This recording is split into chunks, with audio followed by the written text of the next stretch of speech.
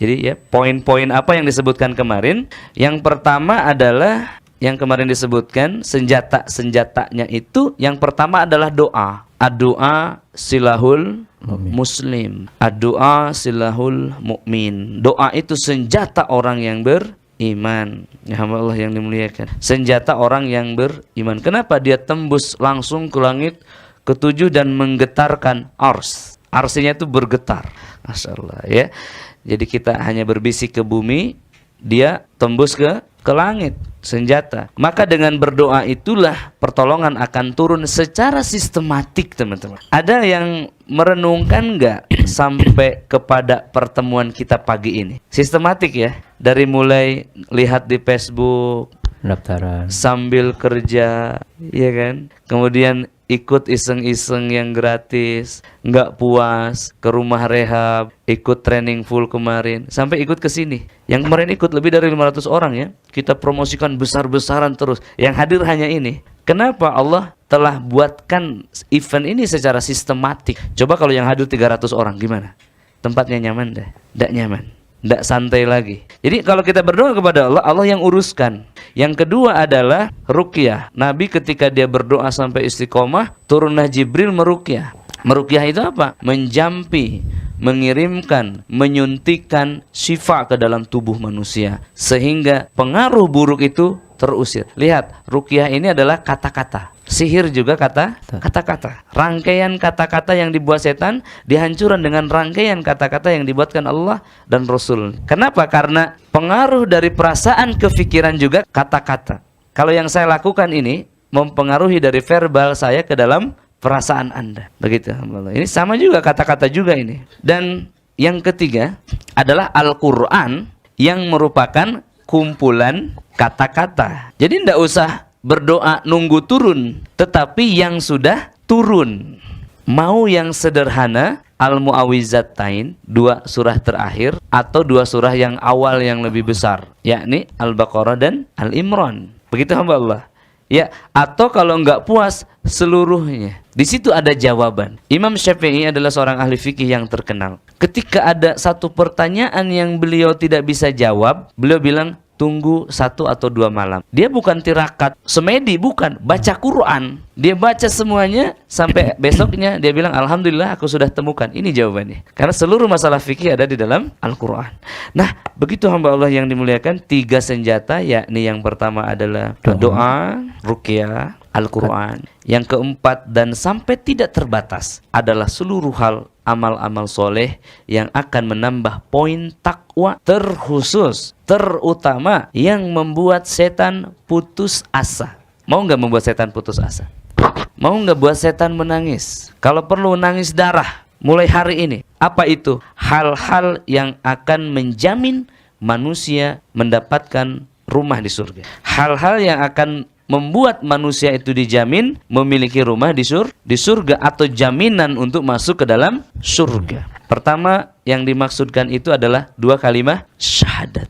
Asyhadu an la ilaha illallah wa asyhadu anna Muhammadan abduhu wa rasuluh. Lihat hamba Allah, ini adalah kunci surga. Tetapi apakah semudah mengucapkan itu kita akan masuk surga? Kata ulama, kunci surga itu ada kunci. Setiap kunci itu ada gigi-giginya. Jadi syahadat ini ada rukunnya. Di situ ada satu pengakuan bahwa Allah adalah Rabb dan pengakuan tidak ada Tuhan yang lain. Juga pengakuan terhadap Muhammad sebagai role model, cara penyembahannya kepada Allah. Maka ini maksudnya pembetulan syahadat atau tauhid. Begitu ya. Kemudian hal yang membuat setan putus asa itu apa?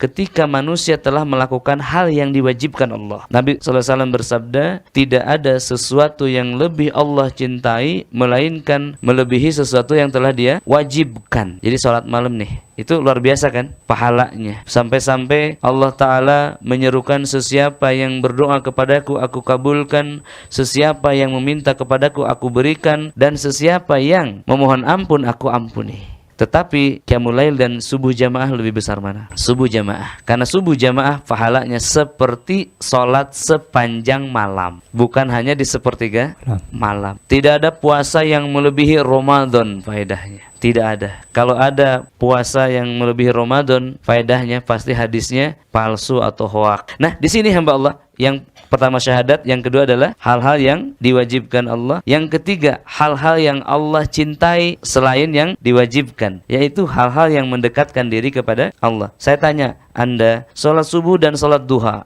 lebih menyenangkan yang mana? Yang bisa jawab yang suka lakuin. Lebih menyenangkan sholat sunnah atau wajib? Sholat duhur itu dipaksa, Pak. Sholat duha tidak ada paksaan. Lebih nikmat yang mana? Ini dia ya. Jadi ibadah sunnah adalah bentuk kecintaan kepada Allah, dan Allah akan mencintai manusia. Kalau Allah mencintai manusia, apa yang terjadi? Malaikat Jibril akan mencintai manusia itu, dan dia akan serukan kepada seluruh malaikat untuk mencintai manusia. Kalau penghuni bumi dicintai penduduk langit, apa kata Nabi? Dia akan mendapatkan kesenangan dari makhluk-makhluk lain di bumi. Jadi kalau kita lihat suami kita menyusahkan, anak kita menyusahkan, istri kita menyusahkan, teman-teman berkhianat, tetangga jahat, pemerintah dolim, semuanya menyusahkan kita, itu artinya apa? Itu tanda-tanda bahwa penduduk langit mendengki kita, membenci kita. Kenapa? Karena Allah tidak suka kepada kita. Bagaimana membuktikannya? Lihatlah diri kita, apakah kita mencintai sunnah-sunnah, dan apakah kita telah ridho terhadap apa yang diwajibkan olehnya. Kalau dengar adzan tiba-tiba sudah adzan lagi, sudah Jumat lagi, Ramadan lagi, utang belum lunas sudah Ramadan lagi. Gitu ya. Baik, yang terakhir Pak Syam, ya. Boleh. Yang terakhir hamba Allah tadi ya, syahadat atau tauhid, hal yang wajib, hal-hal yang dicintai, dan yang terakhir hal yang akan menjadi jaminan bahwa seseorang itu punya rumah di surga. Contohnya Bapak sekalian, pagi-pagi kita membaca Al-Ikhlas 10 kali. Sesiapa yang baca Al-Ikhlas 10 kali, Allah jaminkan satu rumah di surga. Jadi pagi-pagi setan udah nangis, mau digoda gimana aja, orang ini sudah punya rumah di surga hari ini. Yang berikutnya hamba Allah, selain membaca Al-Ikhlas 10 kali, membangun masjid, itu Allah akan bangunkan istana di surga. Selainnya hamba Allah, sholat duha 4 rakaat, dan kemudian qobliyah duhur 4 rakaat. Tuh, duha 4 rakaat, qobliyah duhur 4 rakaat. Ini Allah bangunkan rumah di surga. Rawatib 12 rakaat, dimulai daripada qobliyah subuh. 12 rakaat, 2, 4, 2 ya, dan selanjutnya. Nah ini hamba Allah. Kemudian berikutnya adalah membaca doa masuk pasar. Tadi ada nggak yang mampir dulu ke mall lalu baca doa? La ilaha illallah wahdahu la syarikalah, lahul mulku wa lahul hamdu, yuhyi wa yumitu, wa huwa hayyun la yamut, biyadihil khair wa huwa ala kulli syai'in qadir.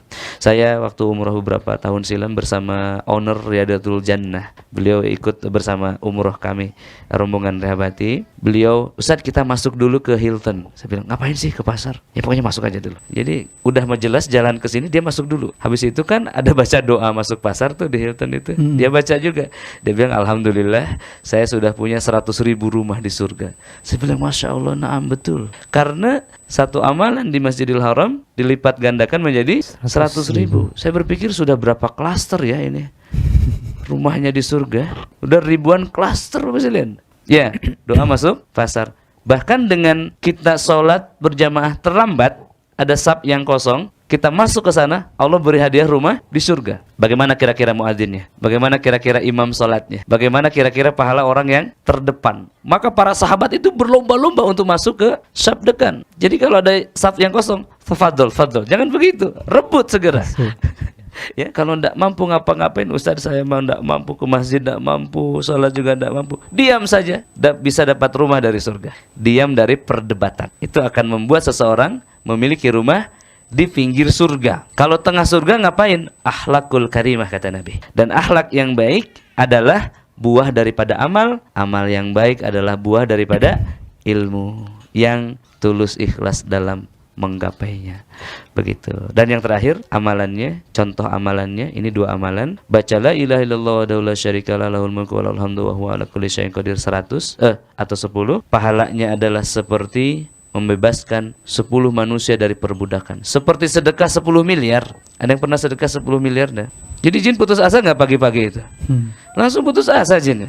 Ya, dan membaca ayat kursi sehabis sholat. Maka kata Nabi, sesiapa yang membaca ayat kursi sehabis sholat, maka dia tidak akan mati kecuali dalam keadaan masuk surga. Jadi tukang sihir, jin sihir tidak bisa membunuhnya. Kalau dibunuh dia masuk ke dalam surganya Allah Subhanahu wa ta'ala yang kekal.